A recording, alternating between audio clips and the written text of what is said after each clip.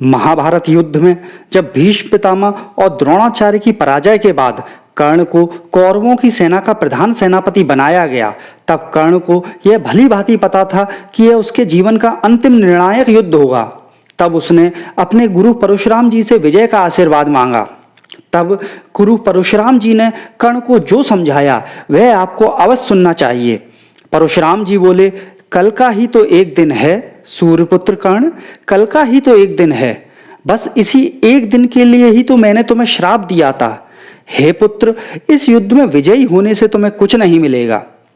यदि वासुदेव श्री कृष्ण के होते हुए तुम विजयी भी हो गए तो भी कंगाल हो जाओगे। हे दानवीर, विजय पर पांडवों का अधिकार है और तुम लेने के लिए प्रसिद्ध नहीं हो कर्ण, तुम देने के लिए प्रसिद्ध हो। अपने भाग्य से संधि कर लो। अभिमन्यु की हत्या में भाग लेकर तुम दुर्योधन के ऋण से मुक्त हो गए हो। सब कुछ जानकर अनजान ना बनो। मेरे आशीर्वाद की छाया में जाओ कर्ण। मृत्यु लोक हो चाहे स्वर्ग लोक, जब भी वीरों की महावीरों की सभा में तुम्हारा नाम लिया जाएगा, सभी वीर खड़े होकर तुम्हारे नाम का जय जयकार करेंगे।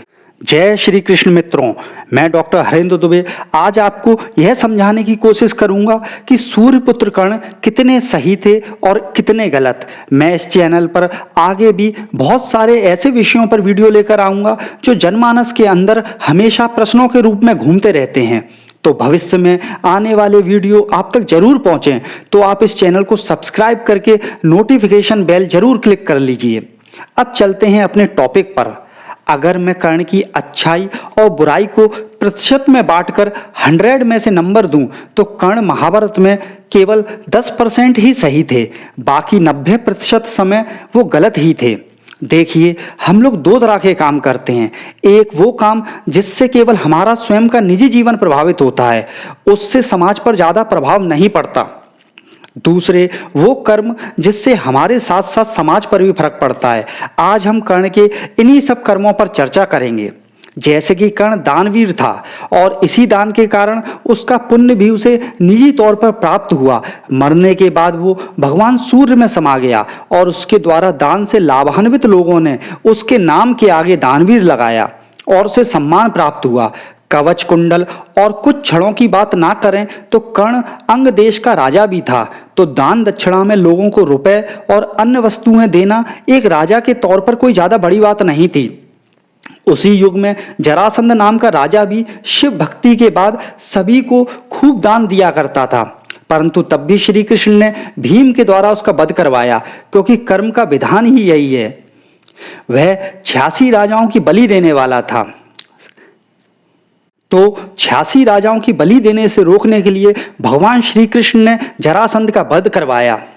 सही का फल सही और गलत कामों का फल गलत ही मिलता है।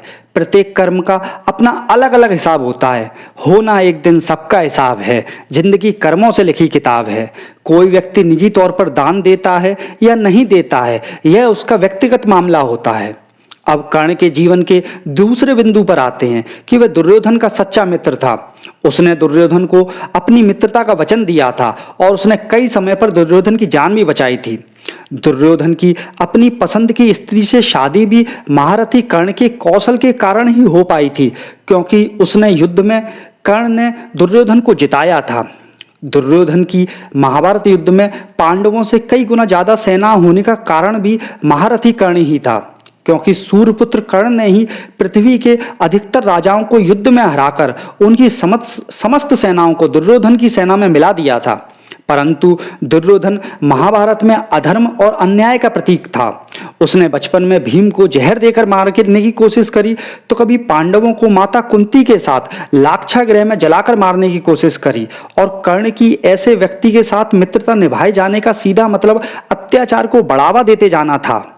और अंत में हद तब पार हो गई जब द्रौपदी वस्त्रहरण में कर्ण दुर्योधन के साथ कंधे से कंधे मिलाकर खड़ा हुआ था, चाहे मजबूरी में ही सही। परंतु इतने गलत काम पर सूर्यपुत्र होकर और इतने शक्तिशाली कवच कुंडल को पहनकर भी तुम एक स्त्री का अपमान होते देख रहे हो, तो किस बात के महारथी हो, किस बात के दानवीर हो जो किसी महिला को उसकी इज्जत का दान नहीं दे पाए। द्रौपदी तो पूरी सभा के प्रत्येक व्यक्ति के पास गई थी अपनी इज्जत की रक्षा का दान मांगने, तब कहाँ गए दानवीर कर्ण? और ऊपर से उसे 5-5 पुरुषों की पत्नी कहकर बेइज्जत किया। एक स्त्री के मान सम्मान को बचाने से बड़ा दान क्या हो सकता था? तब केवल भगवान श्री कृष्ण ही थे जो द्रौपदी की एक पुकार पर दौड़े चले आए, तभी तो हम उन्हें दीनदयाल कहते हैं। अगर इस सच्ची मित्रता की बात की जाए तो कर्ण नहीं बल्कि श्री कृष्ण एक सच्चा दोस्त क्या होता है, वो मित्रता अर्जुन के साथ स्थापित करी। उन्होंने कभी भी गलत बातों पर अर्जुन का पक्ष नहीं लिया। जब अर्जुन युधिष्ठिर के साथ जुआ खेलने दुर्योधन के पास पहुंच गए तो उस बात पर श्री कृष्ण ने अर्जुन का पक्ष कभी नहीं लिया, उल्टे उन्होंने इस बात पर हमेशा अर्जुन को डांट लगाई।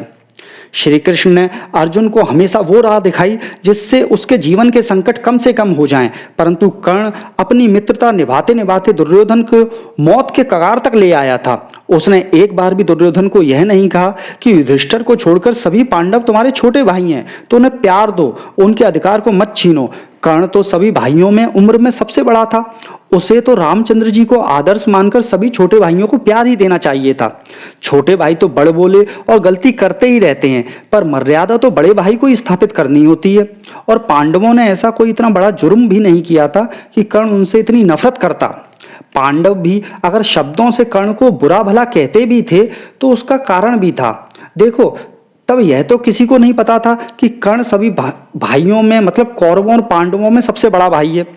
तो जब भी पारिवारिक विवाद भाइयों में होता था, दुर्योधन की तरफ से कर्ण दुर्योधन के गलत कामों पर उसका सपोर्ट करके पांडवों से लड़ने लगता था। तब भीष्म पितामह, द्रोणाचार्य और सभी कर्ण से यही कहते थे कि तुम घरेलू मामलों में क्यों आग को और भड़का देते हो? यह पूरा परिवार का विवाद है, तो परिवार के लोग ही बोले तो मामला सॉल्व भी हो सकता है, परंतु बाहर का आदमी तो मामले को बिगाड़ने की कोशिश ही करता है ताकि उसकी एंट्री हो सके घर में। और देखा जाए तो इसी पारिवारिक विवाद के कारण ही कर्ण दुर्योधन के जरिए हस्तिनापुर के महल में स्थान पा सका और प्रत्येक महत्वपूर्ण फैसले पर दुर्योधन के गलत कामों को जाने अनजाने में सपोर्ट कर देता था, जिससे कि दो परिवारों में विवाद बढ़ता ही चला गया। एक छोटे से बच्चे अभिमन्यु को अकेले में चक्रव्यूह में घेर कर मारा गया, तब कहाँ गए दानवीर कर्ण? तब भी तो अभिमन्यु ने कर्ण से न्याय का दान मांगा था। तब कर्ण का फर्ज नहीं था कि अपनी सेना को और अन्य लोगों को ऐसा अन्याय करने से रोकता? दान न्याय का भी तो होता है, क्योंकि उस वक्त द्रोणाचार्य के अलावा कोई भी महारथी कर्ण को युद्ध में हरा नहीं सकता था। वो चाहता तो अभिमन्यु के खिलाफ होते अन्याय को रोक सकता था। कर्ण अन्याय का साथ भी दे रहा था और अन्याय को मौन होते हुए भी देख रहा था, जबकि उसे पता था कि अभिमन्यु उसका भतीजा है। अन्याय को होते देखना और मौन होकर सहना भी सबसे बड़ा अन्याय होता है, जो कि कर्ण प्रत्येक कदम पर कर रहा था, जिससे पूरा समाज प्रभावित हो रहा था। दुर्योधन के कारण समाज का सम्मान नष्ट होता जा रहा था। समाज में वो सब गलत काम हो रहे थे जो कभी किसी सभ्य समाज में होने की हम कल्पना भी नहीं कर सकते। तो पूरा वीडियो देखने के बाद मैं आप सभी भक्तगणों के ऊपर छोड़ता हूं कि अब आप स्वयं निर्णय लें और कमेंट बॉक्स में जरूर लिखकर बताएं कि आप कर्ण को कितना प्रतिशत सही और कितना प्रतिशत गलत मानते हैं। अगर आपको मेरा यह प्रयास अच्छा लगा हो तो वीडियो को लाइक, शेयर और सब्सक्राइब जरूर करें। जय श्री कृष्ण।